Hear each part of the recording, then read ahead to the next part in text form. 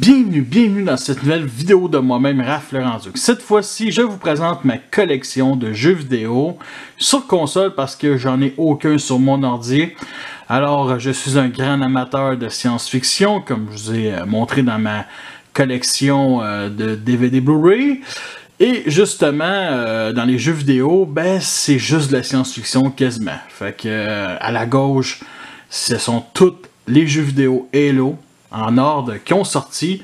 Alors Halo 1 qui est un classique si mettons vous avez eu une Xbox, la première bien entendu en 2000, c'est clair que Halo était fourni avec, c'est pour ça qu'il était aussi populaire. C'était un bon shooter aussi, j'ai fait le tour plusieurs fois, c'était quand même un excellent shooter pour l'époque aussi.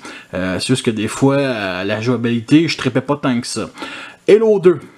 Qui était bien entendu le deuxième qui est sorti en 2004, qui était une excellente expérience multijoueur. Je pense à la première bonne expérience multijoueur sur console. J'ai trippé avec des Québécois.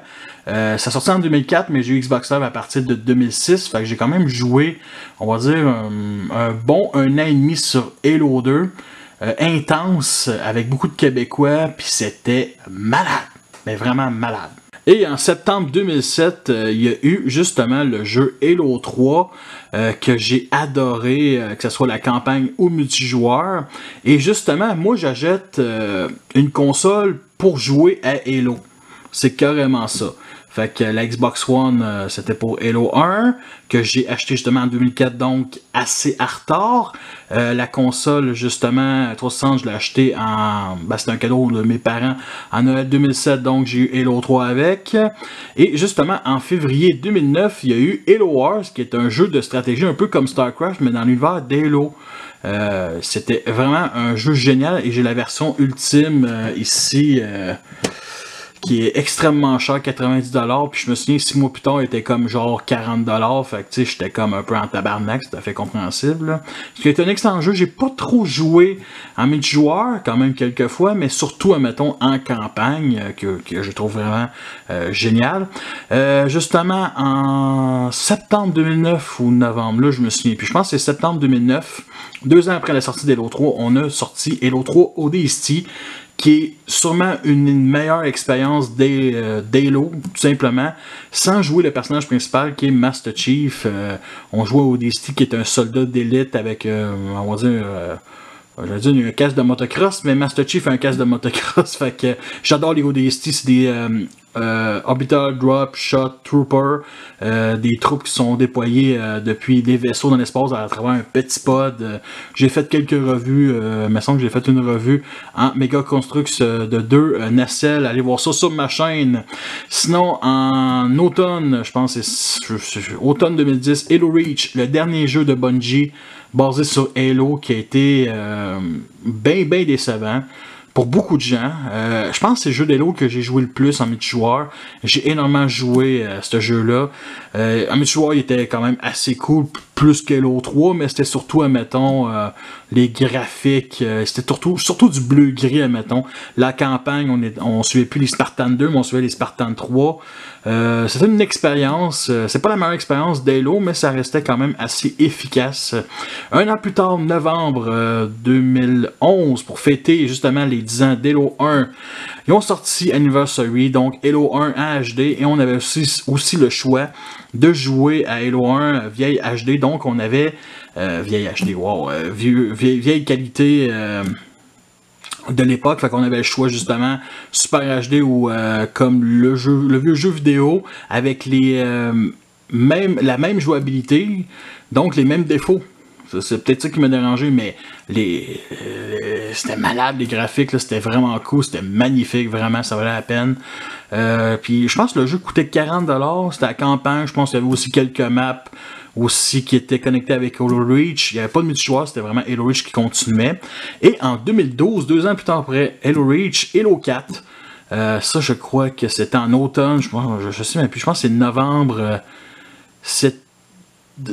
merde, c'était la même journée qu'Obama a été réélu. Ça, je me souviens, il y avait un message justement 343 Industries qui avait dit aux gens allez voter, mais achetez le jeu, mais allez voter, tout ça. Puis, bien entendu, Obama a été réélu, puis depuis ce temps-là, il joue Halo 4, on va dire ça de même. Qui est quand même un bon jeu, qui était une suite justement d'Halo 3. Un peu décevant, mais c'était quand même cool. J'ai pas tant que ça joué au multijoueur, j'avais pas vraiment internet à l'époque, mais c'était ça pareil. Ensuite, en 2015, c'est ça? Merde, je me suis trompé, 2014. Non, c'est ça. Automne 2014, Master Chief Collection sur la Xbox One, que j'ai acheté justement une Xbox One la même année. Et le jeu, au début, il y a eu ben des problèmes. Fait qu'en gros, je continue à jouer Halo 4. Fait que pendant quasiment, je pense, un an, jusqu'à Halo 5, j'ai joué Halo 4 sur la 360. Bien entendu, on nous donnait aussi Halo 2 HD en multijoueur. Tous les autres jeux d'Halo, il y a eu ben des problèmes. Aujourd'hui, ça fait combien de temps déjà? Ça fait quand même un bon moment, 5 ans plus tard. Il y a encore beaucoup de gens qui jouent ça. Ils ont repatché, tout à fait compréhensible. Et justement, en 2015, fin octobre 2015, Halo 5 Guardian, qui était une déception pour beaucoup de gens. Moi, j'ai adoré multijoueur quand même. Je joue encore à Halo 5. J'aime beaucoup ce jeu-là. Mais en même temps, c'est le jeu d'actuel. Fait que c'est ça que j'ai. J'attends Halo Infinite qui est supposé sortir 2020, je crois. En tout cas, je sais même pas. Je m'intéresse tellement plus mettons aux nouvelles d'Halo. Sérieux, Halo est comme un peu Star Wars avec un univers étendu. Puis à un moment donné, j'ai décroché parce que les BD qui se passaient bien entendu entre les jeux vidéo m'intéressaient plus, ils se contredisaient un peu, ça m'a vraiment déçu. Puis bien entendu Halo Wars 2 qui est sorti en février 2017, que je joue énormément, vraiment un excellent jeu. J'ai une seule stratégie, 18 en multijoueur bien entendu, 18 Hornet et 12 Nightingale, et je défonce l'humanité au grand complet avec ces jeux là. Fait que j'attends Infinite avec beaucoup d'impatience quand même. Pas tant que ça, mais j'ai quand même hâte de l'avoir. Ça va être bien entendu sur Xbox One. Fait que à chaque fois qu'il y a un nouveau Halo sort sur une nouvelle console, je dois acheter une nouvelle console. C'est un de mes univers préférés, même s'il me fait plus de temps que ça triper, rêver. Il va y avoir justement aussi une série là-dessus, ce que j'ai vraiment hâte. Fait que c'était ça pour Halo. Sur les autres jeux vidéo, j'ai Left 4 Dead 1 puis 2 sur 360 qui sont des jeux qui a eu un énorme succès, qui est un jeu de shooter assez facile, mais qui était aussi surtout basé sur la coopérative avec tes alliés. On était toujours 4, on peut jouer bien entendu tout seul avec 3 ordinateurs, on se bat contre des millions de zombies, on a tous des headshots, tout ça, plein d'armes. Aussi il y a des zombies spéciaux. C'est vraiment cool comme jeu, c'est un jeu extrêmement basique, là, puis assez rapide, là, genre en 6 heures tu fini la campagne, mais ça restait quand même cool. Sinon un autre jeu c'est Call of Duty Black Ops, le premier justement, et c'était le deuxième jeu aussi qu'on avait le mode zombie, fait que ça fitait avec Left 4 Dead, et ça c'était on survit aux vagues, et ça j'ai adoré ça. Aujourd'hui je joue plus à ça, pas en tout, puisque Call of Duty est devenu ce qu'il allait, à chaque année il y a toujours un nouveau Call of Duty, puis je sais même pas si à chaque année c'est rendu de même aujourd'hui en 2019 qu'il y a toujours un nouveau Call of Duty, je m'informe tellement pas, en tout cas bref. Et sinon les jeux Transformers, War for Cybertron, qui est une merveille, sérieusement, 360, je garde encore ma 360 pour ces deux jeux là. Pour de vrai, là, War for Cybertron, asti de jeu de malade, vraiment génial. Bien entendu, la suite, Fall of Cybertron, et aussi un autre jeu, Rise of the Dark Spark, on a un bout sur Cybertron, genre de flashback, qui se passe, mettons, entre War for Cybertron et Fall of Cybertron, mais on n'est pas obligé de respecter ça parce que Rise of the Dark Spark, c'est le jeu vidéo de Age of Extinction, fait qu'on a un bout sur Terre, genre au début puis à la fin. Fait que c'est juste le bout sur Cybertron qui m'intéresse, ça c'est certain. Puis justement, voir le Cybertron, les jeux Transformers, il n'y en a pas énormément, mais ceux-là, là, je les adore. Puis il y a aussi Devastation, une couple d'années que je trouve qu'il n'y avait aucun intérêt. J'ai vu beaucoup de gens dire que Devastation c'était un des meilleurs jeux Transformers. Selon leur point de vue, ouais, mais pour moi, non. Alors, c'est ça que j'ai. J'ai 4 jeux d'Xbox One et la Xbox One, je l'ai acheté en 2014. Fait que, vous voyez, je suis pas un énorme gamer, j'ai pas énormément de jeux autres que, mettons, ceux que j'ai, là. Fait que, à part Halo Infinite, il n'y a pas grand chose d'autre qui m'intéresse. Sauf qu'au Québec, on pouvait, mettons, faire des locations de jeux, tu payais comme 5-6$, tu l'avais 3 jours. Ça c'était cool, ça a fait pendant des années, mais bon. Fait que c'est ça pour ma collection de jeux vidéo, j'en ai pas énormément, ça je vous mentirais pas, mais disons que Halo 5 et Halo Wars 2 me prend vraiment tout mon temps.